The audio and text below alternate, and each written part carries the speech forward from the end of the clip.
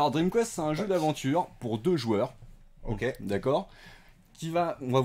C'est des quêtes, c'est coopératif, et du coup, c'est une histoire. Ça se passe au pays des songes, les enfants rêvent, et il va falloir aller affronter des cauchemars, remplir différentes quêtes, ainsi de suite. Et ce qui est très cool, c'est que du coup, c'est vraiment fait pour un enfant et un adulte, ou 2 enfants, un jeune et un peu plus vieux. D'accord. D'accord. Le rêveur, il y a écrit à partir de 6 ans sur la boîte, mais tu peux même le jouer avant. Avec Ok. plus jeune, ouais. Exactement. 5 ans, ça passe sans aucun souci. Et après, du coup, pour le protecteur, adulte ou à partir de 10 ans, c'est lui surtout qui va faire la lecture, qui va mettre en place les règles, ainsi de suite, qui va driver un petit peu l'autre. Donc voilà. Ok. Et après, ce qui est formidable, c'est que donc, ça se présente avec un livre comme ça, une partie 1, avec une première partie de la quête, puis un deuxième livre. Prends-moi ma boîte. C'est parti de... Ah, c'est moi qui ai la boîte. Tiens, c'est dans la boîte. Donc la partie 1. On n'avait pas tout sorti. Hop. Puis une deuxième partie. Et à la fin, si tu as réussi à accomplir toutes les quêtes avant de te réveiller, parce que je vais t'expliquer après les règles, Ouais. si tu as réussi à accomplir toutes les quêtes, tu pourras faire imprimer ton histoire. Et ça, c'est beau. Est-ce que je peux faire un petit spoiler? Regarde, je fais juste un petit aperçu comme ça. Hop là. Et voilà, ça, c'est l'histoire qu'on a faite nous. Et on en reparlera après, mais il y a 2 versions et ça c'est super chouette. Une pour les plus jeunes, avec moins de lecture et beaucoup d'illustrations, et puis un roman un peu plus lecture jeunesse à partir de 7 ans quand tu sais lire, qui fait à peu près une 40aine de pages, et c'est vraiment super cool d'avoir la différence entre les deux. Du coup c'est beaucoup plus poussé comme expérience, et ça fait complètement partie de l'expérience de Dream Quest, quoi. Ouais, c'est ça. Clairement, on a joué tout à l'heure. Vous imaginez bien qui a fait le rêveur entre nous deux. Forcément, c'est Olivier qui a fait l'enfant. Ça lui va très très bien. Oui. Moi, j'ai fait le j'aime bien faire protecteur. J'ai réussi à le protéger. Et après, du coup, on a fait notre petite histoire. On va vous expliquer comment ça marche. Et ouais, ça fait complètement partie de l'expérience du jeu. L'expérience complète, elle est bien. Alors, on rassure aussi tous ceux qui nous regardent, qui connaissent un petit peu le principe, c'est une histoire, forcément. Donc, on va juste parler un tout petit peu du début et de la mécanique du jeu, mais ça sera sans spoiler. Vous inquiétez pas, on va pas cramer l'histoire. C'est moins fort. Voilà, que vous puissiez avoir une petite découverte là-dessus. Et encore, même après, quand on connaît l'histoire, c'est un peu... Il y a plusieurs lignes différentes, donc du coup, tu peux faire des choix. Et... On peut y revenir, mais c'est surtout... Enfin, même à la limite, c'est comme le... Moi, j'ai comparé ça un petit peu, quand on a joué tout à l'heure, à l'histoire qu'on lit le soir avec les enfants. Justement, on parle de rêve, de dormir, etc. Ouais, moi, je l'ai comparé. Et du coup, c'est des histoires qu'on relit. Quand vous êtes le héros et l'histoire du soir, clairement. Voilà, c'est ça. Mais, voilà, l'histoire du soir, donc vous êtes le héros. Franchement, je pense qu'on peut, on peut vraiment le définir comme ça. Nouveau pitch pour le jeu, ça va bien. Eh ben écoute, je t'enverrai mes droits d'auteur, y a pas de souci. Non mais sérieusement en vrai c'est vraiment ça, parce que l'histoire du soir, même si on la connaît, on connaît les enfants, on relit tout le temps la même. Là l'avantage, bah, effectivement on va relire la même histoire, mais toujours avec des petites différences. Le principe de l'histoire, donc vous êtes le héros, et du coup ça fonctionne plutôt bien là. Enfin, je te spoil peut-être un petit peu, mais la rejouabilité, du coup, en tout cas sur ce niveau-là, je trouve que ça marche bien. Moi, je propose qu'on rentre un petit peu dans le détail. On va pas aller trop loin pour effectivement pas spoiler, mais au moins voir comment ça fonctionne. Et voilà. Donc, du coup, on a chacun une petite fiche de personnage. C'est recto verso. Tu peux choisir ton personnage. C'est un garçon ou une fille. Exactement. Et puis au niveau des têtes aussi, tu vois, il n'y a pas que le genre, quoi. Elle a une bonne tête de roublarde, je l'aime bien. Hop. Donc je vais la prendre. Tac. Donc moi je suis le protecteur. Hein. Moi je vais faire attention à ce petit bonhomme qui est à côté de moi là. Hop. Un dé chacun. Tac. Une petite fiche de personnage. Ici on a un compteur. C'est au niveau des points de rêve. Si on n'en a plus, ça va mal se passer. Vous allez voir. Hop. Donc on commence chacun avec 7 points de rêve. D'accord ? Ok. Hop. Et maintenant on se met dans l'ambiance directe. Donc les règles, très courtes, très simples à prendre en main. Très chouette. Je te laisse faire, pardon. C'est juste pour qu'on voit bien les deux. Alors c'est le tome 1, c'est l'épée des rêveurs. Donc on imagine qu'il va y avoir une suite. Et c'est ça qui est plutôt cool. Ça spoil ou pas quand on dit ça? Ah non, pas du tout. Non. L'idée, c'est vraiment d'approfondir l'univers. Le prochain sortira l'année prochaine, justement, en avril-mai. D'accord. On verra selon le succès de la gamme, savoir... On a d'autres projets aussi dans ce monde-là, parce que c'est un monde qui est assez riche, qu'on a aussi envie de développer avec Elixir, parce que je tiens à rappeler qu'on est Spaceco et co-éditeur avec Elixir, qui a eu l'idée initiale du concept. D'accord. Que nous, on accompagne dans l'édition finale. D'accord, ok. Ok. Tiens, on le met là. Tu peux lire d'ici ou pas? Mais bien Avec sûr tes yeux que de je peux vieux. faire ça. Une légende indienne raconte que les rêves ont le pouvoir de transporter le dormeur dans un monde peuplé de créatures merveilleuses et de monstres terrifiants. Les adultes ont oublié cette ancienne légende, mais les plus jeunes ont toujours, au plus profond d'eux, le souvenir de cet univers magique. Lorsqu'un enfant s'endort, il peut rejoindre la terre des rêves pour y vivre d'incroyables aventures. Or, cette nuit-là, c'est toi et ton protecteur qui avez traversé le portail magique. Vous êtes parvenus sur la terre des rêves, dans le royaume de Pantérion. Désormais, c'est à vous deux d'écrire votre légende. Décrire votre légende. Yeah. Là, on a une petite carte avec présentation des lieux. On va pas toute la lire, hein. Hop. On laissera les gens la découvrir quand ils la liront, du coup. Exactement. Donc là, on atterrit au royaume de Pantérion. Ganlor est un roi qui fut en son temps le plus grand de tous les guerriers. Il combattit aux côtés de la mère d'Azubakashi lors de la dernière grande guerre contre les seigneurs cauchemars. Et c'est lui qui bannit le général adverse. Mais aujourd'hui, c'est un vieux lynx fatigué qui peine à défendre son peuple. Son royaume Pantérion, après avoir été le plus puissant, est à présent menacé par des créatures de la nuit. Ouh, j'adore.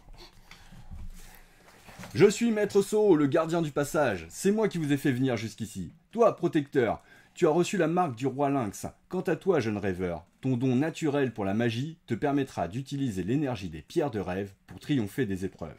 Un épouvantail et ses serviteurs maléfiques terrorisent les habitants de la région.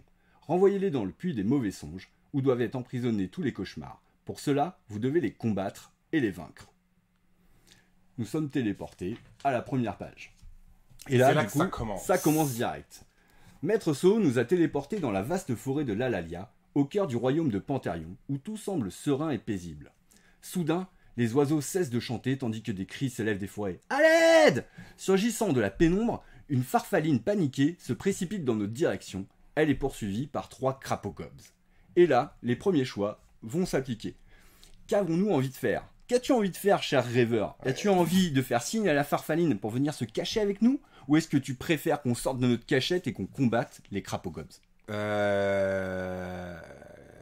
envie de me battre, mais est-ce que je ferais pas l'inverse de ce qu'on a déjà fait quand on l'a essayé?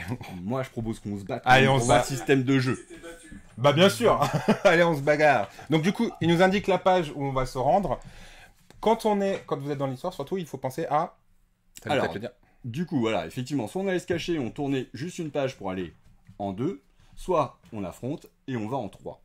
Et quand il y a une petite bannière rouge, vous voyez la différence, tout à l'heure c'était bleu.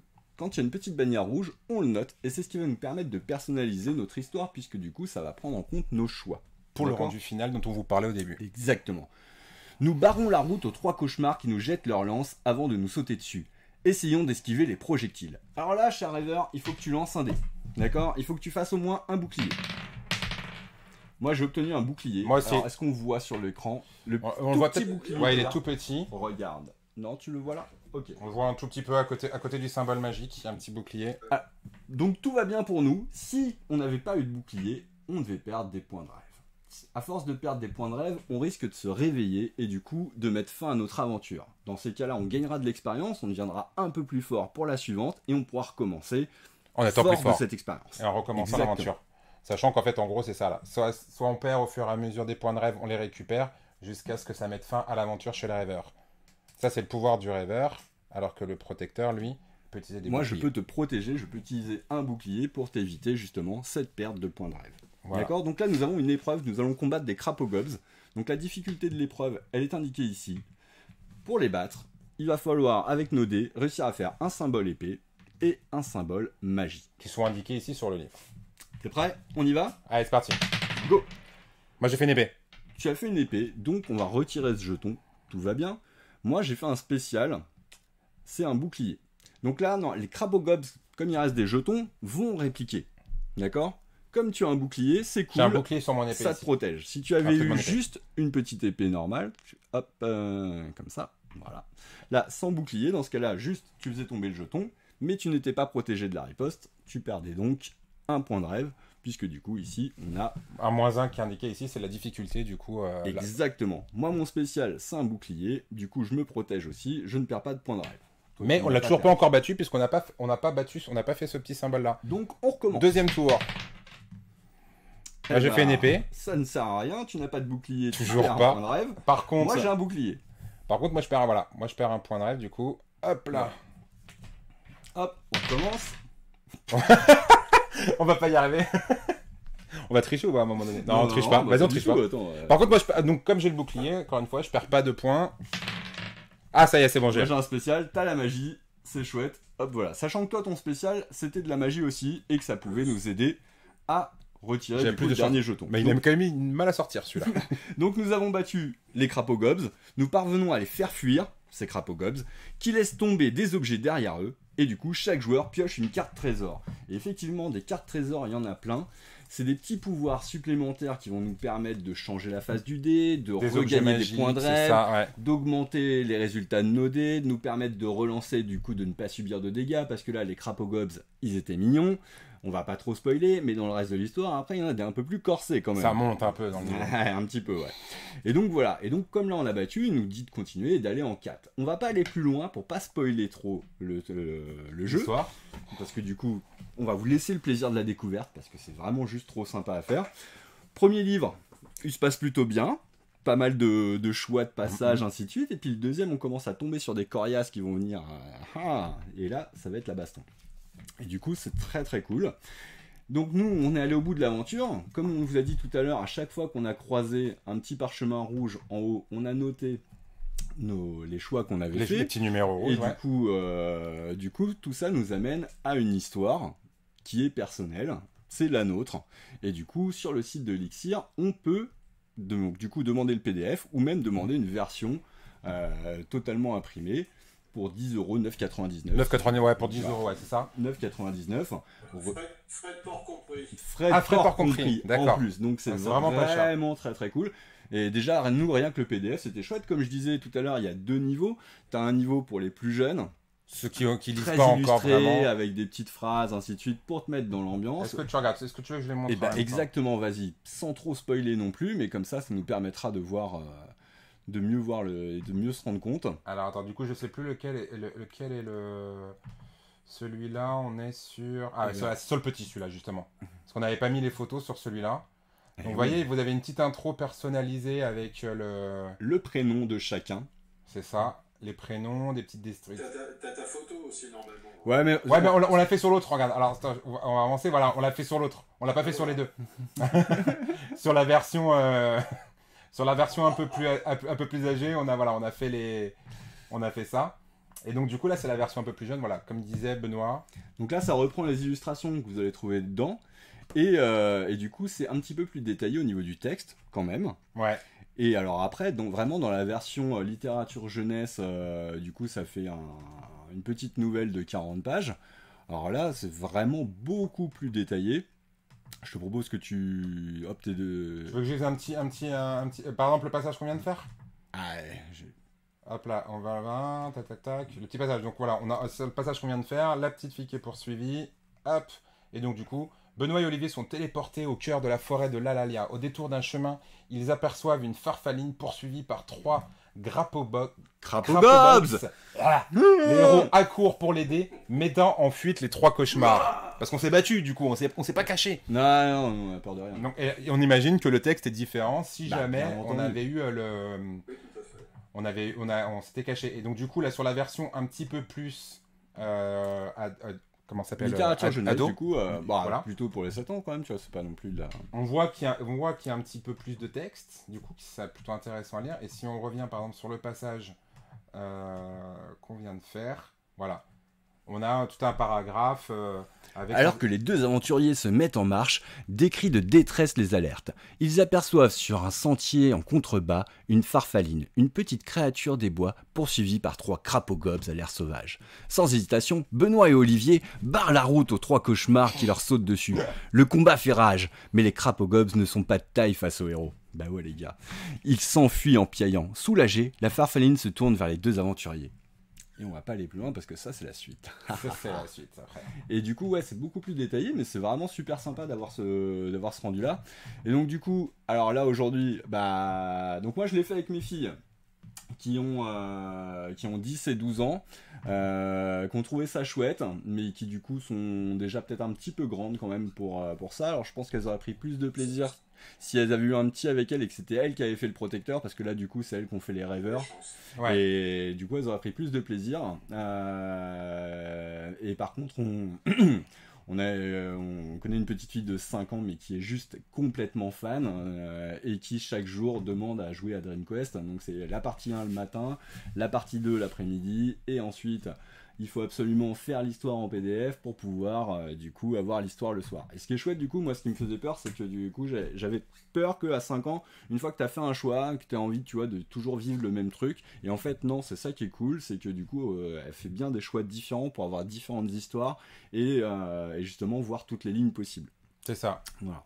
Et moi, je pense que c'est... Encore une fois, je leur dis ce que je disais, c'est qu'une histoire, quand on l'est, voilà, on a imprimé le livre, si on a reçu le livre imprimé, c'est des livres, des histoires qu'on relit tous les soirs.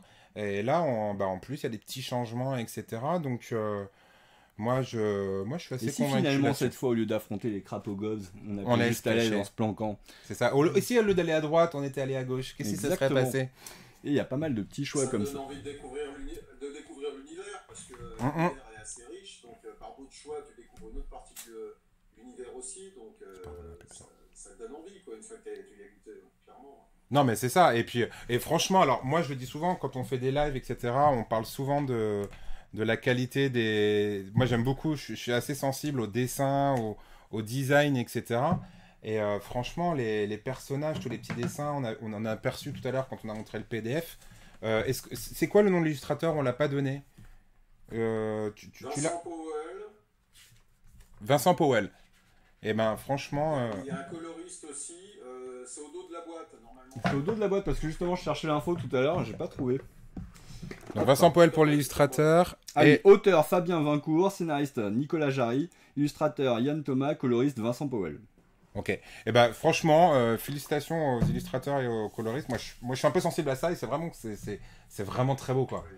C'est vraiment très très beau. Pour le coup, c'est Elixir qui a fait le travail de direction artistique, etc. Hein. Nous, on n'est pas intervenu là-dessus. Soit dit en passant, si le jeu avait été moche, enfin, n'avait pas correspondu à nos goûts aussi. Ouais, vous l'auriez peut-être pas Bah fait. oui. Clairement, soit on aurait refait, soit bon, l'illustration, on aime bien ça aussi chez Spaceco.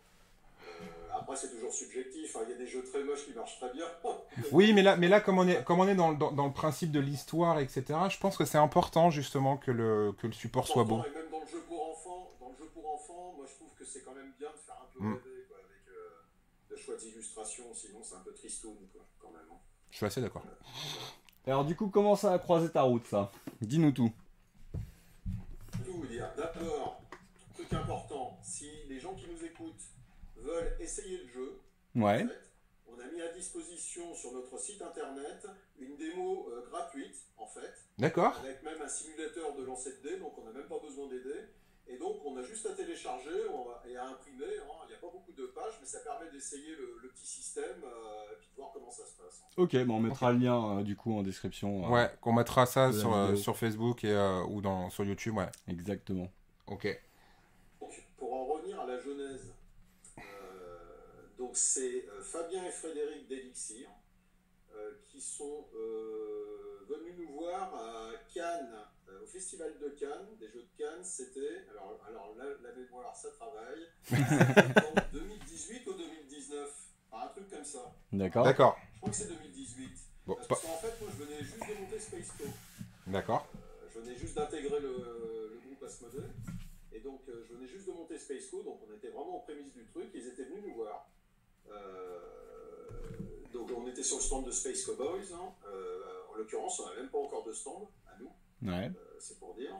Et donc, ils sont venus nous voir et nous ont présenté le projet.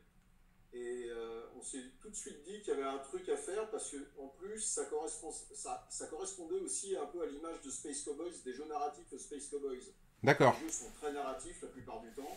Et nous, comme on est la branche enfant de Space Cowboys, et puis il y a une branche enfant tout court d'Asmodée, ça nous a tout de suite parlé aussi. Puis l'idée était vraiment cool, le concept de pouvoir imprimer son livre, avoir son histoire à la fin, ça c'était vraiment chouette, quoi. Et il faut savoir que donc Fabien Vincourt, qui est l'auteur du jeu, hein, et Frédéric Paty qui travaille avec lui. Donc ils avaient fait une campagne participative sur la première version du jeu. D'accord. C'était il y a combien de temps avant? Bon, ils avaient eu... Comment? Beaucoup de temps avant, du coup? Ou non, c'était en cours, c'était beaucoup de temps. Ils avaient fait leur campagne en fait et ils sont venus nous voir après. D'accord, ok. Tout simplement. Ah ouais. Et donc pour passer pour essayer de répandre le jeu parce que leur campagne était restée il y avait eu assez confidentielle finalement et au niveau boutique il y avait eu quelques boutiques qui avaient pris des jeux. Donc quand ils sont venus nous voir c'était pour nous présenter le jeu et qu'on puisse le passer à un niveau supérieur. C'est peut-être c'est pas de manière présomptueuse que je dis ça, mais avoir une meilleure diffusion, on va dire, au niveau des boutiques et des réseaux, quoi, en fait. Forcément. Et on a profité, comme on s'est entendu assez rapidement. Alors ça a mis du temps à se mettre en branle, hein, tout le projet, parce que nous, on commençait juste chez Spaceco, on avait des jeux en cours, donc il a bien fallu un an et demi pour avoir des discussions, signer un contrat ensemble, etc. Donc nous, on prend notre temps hein, chez Spaceco, c'est-à-dire moi, ma politique, c'est on ne sort pas 15 jeux par mois, on sort 3-4 jeux par an maximum, et puis on fait tout pour les faire vivre parce qu'on les a fait avec amour. D'accord. Donc, après, je dis pas que les gens qui sortent 15 jeux par mois, ils le font pas avec amour, mais c'est plus difficile de répartir son amour. C'est pas complètement faux. Le truc, voilà, c'est qu'on a pris notre temps pour travailler ensemble. Ils nous ont fait confiance aussi, nous, sur tout le volet production. Donc on a revu la boîte, on a revu le matériel, il n'y avait pas de dés avant, c'était que des cartes, on a mis des dés. La boîte n'existait pas, c'était une boîte souple qui était assez fragile, donc on a modifié la boîte. C'est pareil, avec cette nouvelle version, avec Elixir, on a décidé de mettre des stickers en fait pour faire progresser le personnage et puis avoir des petits changements dans l'histoire également. Donc il y a plein de petits trucs qui sont agglomérés en fait pour donner cette version finale. D'accord. Puis voilà quoi. Oui, parce qu'on en a pas. C'est vrai qu'on Oui, en a pas parlé. Des petits effectivement, stickers pour faire évoluer, rajouter des monstres, avoir pas de l'équipement en plus, mais des si, capacités parce que, du coup, avec supplémentaires. le dé spécial, oui, c'est ça, c'est les capacités supplémentaires. C'est tout simple, hein, mais ça permet vraiment de personnaliser un peu son personnage et puis. En plus de ça, comme il y a des stickers qu'on va pouvoir coller dans le livre une fois qu'on aura fini l'aventure, qu'on ait perdu ou gagné, ces stickers vont nous permettre d'accéder à des boss qu'on ne va pas découvrir si on a fait le jeu d'une seule traite sans se tromper. Alors à la fin, on peut recommencer hein, pour débloquer les boss, mais tous les boss ne sont pas présents dès le départ. Oui, c'est ça. De toute façon, on est obligé de le faire, on est obligé de le refaire plusieurs fois pour pouvoir battre tous les boss de toute façon. Oui, c'est ça, c'est ça l'idée. Et puis voilà. Voilà, et il faut savoir qu'il y a aussi dans l'équipe, il y a aussi Nicolas Jarry. Nicolas Jarry, le scénariste en l'occurrence, est quelqu'un vous connaissez peut-être, hein, qui est scénariste de BD, et notamment le scénariste des Terres d'Aran, en fait, toute la série, les nains, les elfes. Ouais, ça je connais très bien. Si, moi j'ai la collection quasi complète des elfes, il faut que je me mette aux autres. Donc c'est Nicolas Jarry qui est l'un des auteurs des Terres d'Aran, donc autant dire, en termes de narratif, c'est plutôt le mec qui connaît son boulot, quoi. Bon, non mais franchement ça se sent, hein. Moi quand on lit c'est clair ça se sent. Enfin, ça se sent, ouais. Et puis nous on n'est pas du tout intervenu sur ce champ-là en fait, hein. On laisse Elixir voir aussi son propre mode de travail et on a bien séparé les champs d'intervention. Hein. Chacun ses spécialités quoi. C'est mieux comme ça, au moins on se marche pas les uns sur les autres. Hein. Et là du coup... Alors, après, là du coup on parlait rapidement du deuxième tome qui pourrait sortir dans un an. Là du coup c'est pareil, tu laisses Elixir faire son taf et toi t'es en soutien au niveau de la... Ça en fait, tu vois là j'ai un fichier sur mon ordi là où il y a marqué Dream Quest 2 et on doit le tester. D'accord. Avec Clément qui est chef de projet dans mon équipe pour Dream Quest. Mm-hmm. On doit le tester, on va le faire imprimer, on va le tester, on fera nos retours à Elixir et puis on va échanger, faire du ping-pong jusqu'à ce qu'on arrive à un truc qui soit satisfaisant pour tout le monde, quoi. Voilà. D'accord, donc là il y a quand même un test de gameplay de votre part, pas forcément comme dans le premier coup. Ouais. D'accord, donc là c'est vraiment plus coopération.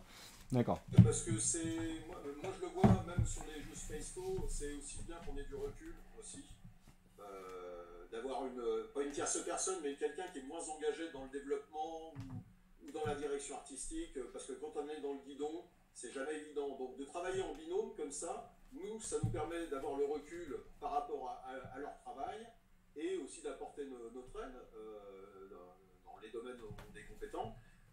Et puis voilà, quoi. Puis on essaie d'en sortir le meilleur jeu possible, hein, même si c'est toujours assez présomptueux.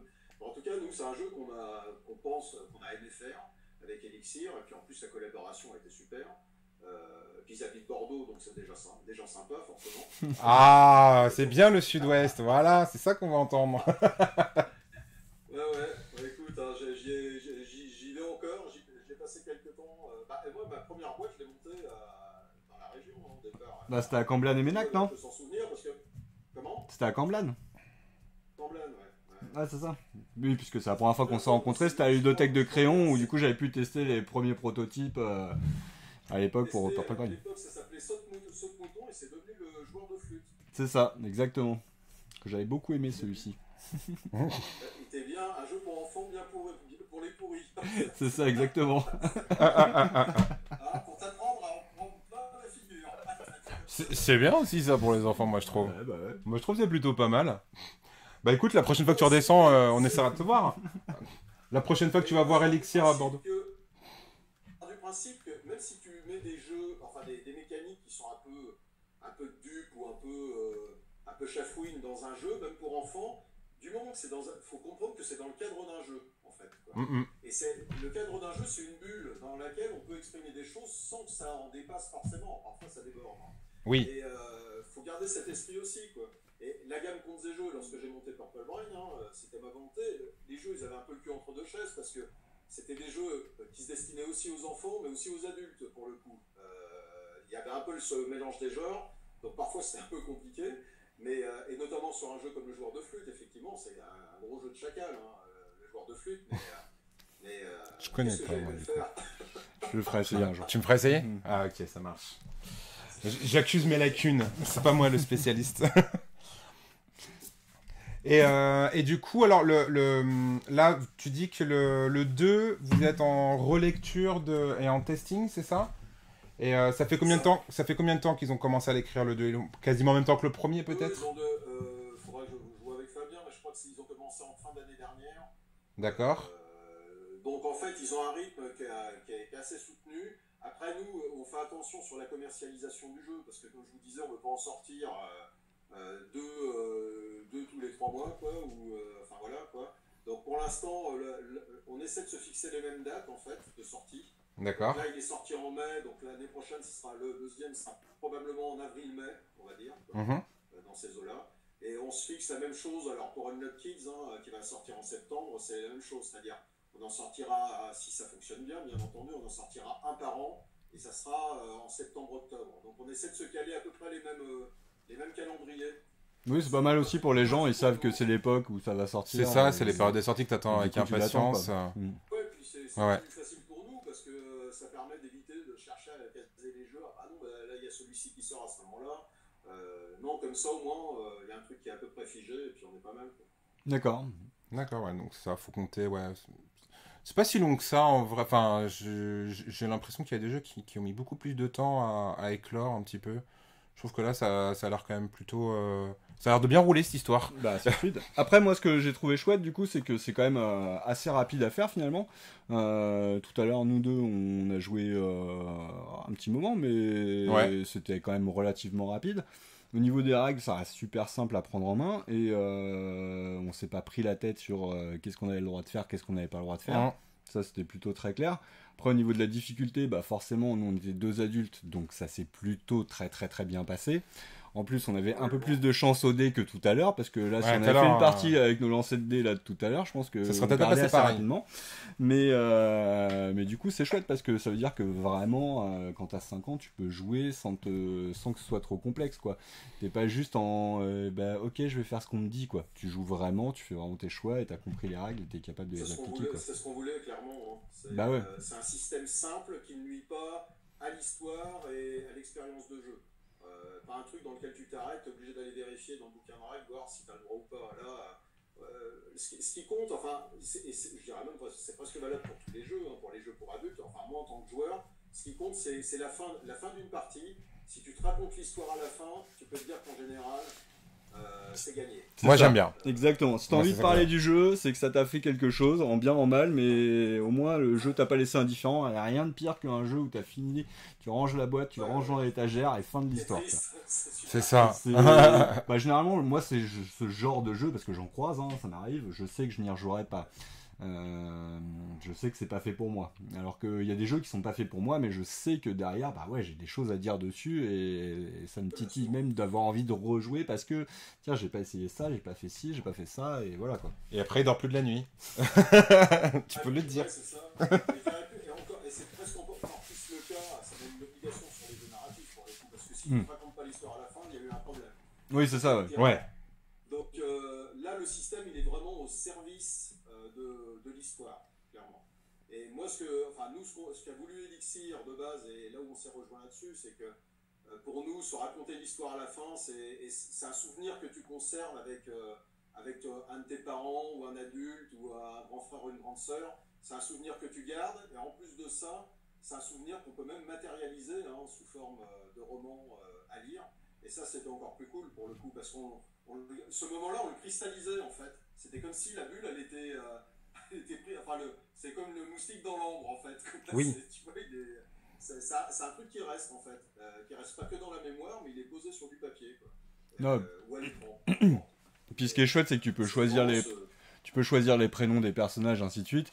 Là, dans le cas de la petite fille de nos potes là, qui est complètement fan, elle adore entendre son prénom et que ce soit elle qui vit l'aventure et que le protecteur ce soit papa quoi. Bah, bien sûr. Il y a juste écrit papa et elle est trop heureuse quoi.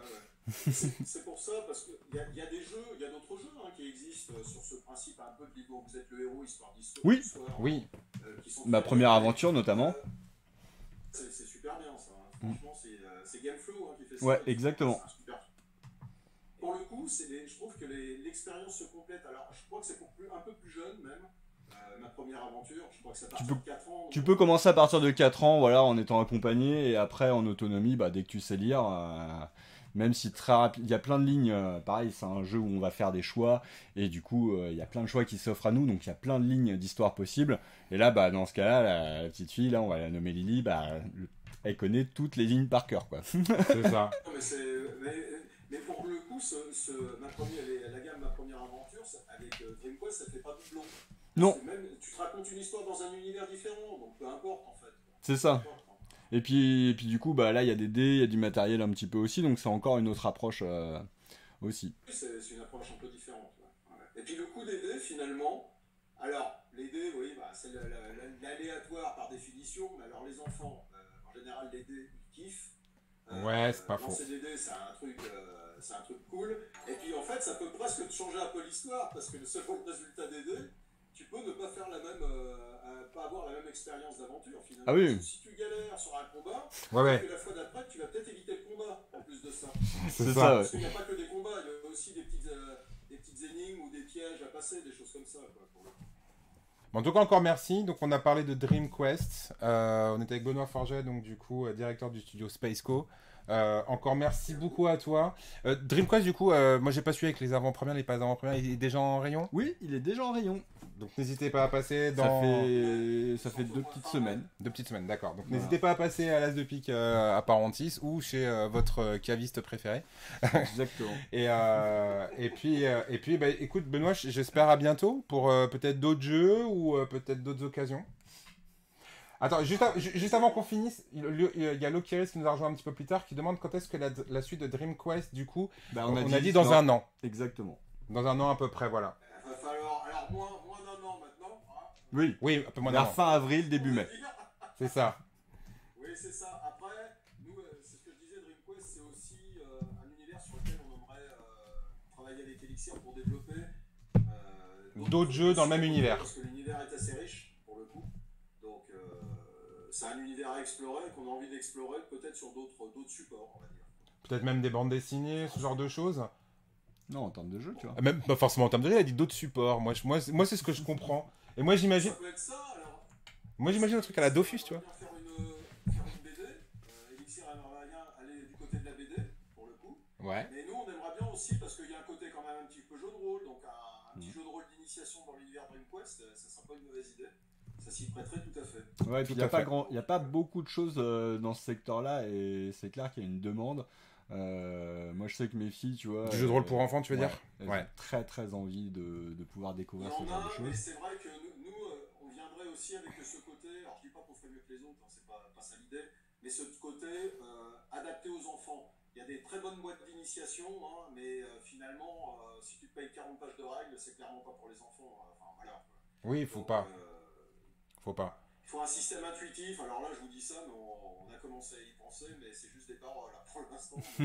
Et on veut profiter de l'univers pour développer ça, et ça serait une très bonne occasion de le faire. Ah, ça serait carrément chouette, ouais. Dans le chat, ça dit oh yeah, le jeu de rôle, 5-10 ans. Et à part le petit poney, il n'y a rien de très motivant. Donc voilà, donc effectivement, tu peux y aller, je pense. Il y a le petit poney, ah non, la Tales of Estrella, c'est ça, c'est même pas tellement pour les enfants, hein. C'est pour les adultes un peu. C'est tellement vrai. Il y a quelques trucs qui se font quand même. Il y a quelques trucs qui se font, mais ça reste assez anecdotique. Bon, bah écoute, on attend de voir la suite. Moi, franchement, Moi, ça me plairait bien. franchement, de ce que j'en ai lu, de ce qu'on en a joué, de ce qu'on j'en vois du visuel, un petit univers, ouais. Enfin, moi, ça me fait tout de suite penser, quand tu parles de plein de supports, moi, je pense à Dofus, et je te souhaite, je souhaite à Dream Quest autant de. Un chemin aussi long et tout ça, quoi, en tout cas.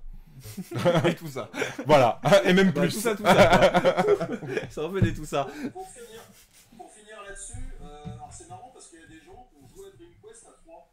Et en Oui. fait, l'adulte, donc un parent, était un peu le MJ en lisant et en montrant les images. Et en fait, les enfants jouaient le rêveur et le protecteur finalement. Donc il y a un peu presque une petite mise en scène jeu de rôle qui était assez rigolote aussi pour eux. Ouais, moi, c'est comme ça que je l'ai bête, ça. testé la première fois, du coup, avec mes filles, effectivement. Au début, elles étaient rêveurs à deux, puis très vite, tiens, toi tu fais rêveur, toi tu fais protecteur, et moi, effectivement, je gère les règles et tout ça, et je vous raconte l'histoire, et c'est ça. C'est pas Et c'est mal. effectivement complètement possible. Donc, c'est pas exclusivement deux joueurs. Non, ouais, plein de petites choses à On voir. est sur la boîte. Hein, En vrai, c'est fou quand même parce que c'est vrai que quand on a fini la partie, nous avec nos yeux d'adultes, on a dit ouah, c'est un peu facile. Et en fait, il y a plein de choses trop bien dans le jeu. Bah oui. Et ça, c'est voilà. C'est pour ça qu'il faut savoir se dégager de notre regard d'adulte Et oui, et oui. et aller demander vraiment au vrai public pour D'aller- qui c'est dessiné ce qu'ils en pensent aussi. Non, mais même quand on regarde depuis tout à l'heure, quand on en discute, qu'on réfléchit, enfin qu'on regarde avec nos yeux d'enfant, moi j'en suis de plus en plus convaincu. Déjà quand on a commencé la vidéo, le live, là, je le trouvais vraiment cool. Ouais, j'ai encore plus envie de voir la suite. Je t'imprimerai ton histoire pour ton anniversaire. Ouais. Mais pour ton On va avoir un anniversaire, livre. pas avant. Ah mais c'est au mois de décembre, c'est dans longtemps. Bah ouais. Quel escroc. Arrêtez de crapaud gobe toute la nuit maintenant. C'est ça. Bon bah écoute, Benoît encore merci. Merci beaucoup. À très bientôt. À très bientôt. Benoît, merci à toi aussi. Plaisir. Merci à toi, Olive. Et puis on se retrouve très prochainement pour on sait pas quand, parce que maintenant c'est quand on a C'est envie. quand on peut avec nos emplois du temps surchargés. C'est quand on peut et quand on a envie. Donc voilà. Et ben écoutez, bonne soirée à tous et puis Merci beaucoup. à très bientôt. À bientôt. Ciao.